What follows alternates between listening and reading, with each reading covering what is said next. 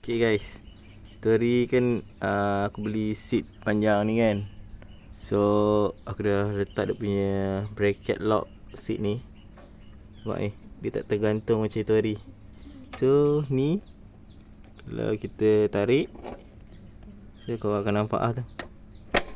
Ni turun, tu tarik, lock tu dah terbuka. So tukar. Okay, inilah lock kunci tu kita dah pasang. Ni bracket ni, dia akan cangkuk dekat sini lah.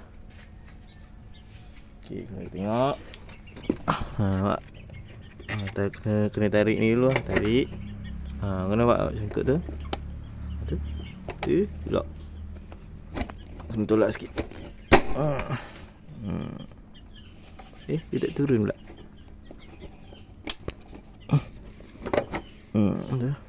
Dia keras sikit. So dia dah lock ni, dia cantik lah. Seat ni pun tak adalah kau bawa melayang-layang nanti dia kukuh. Okay, itu saja. Ciao.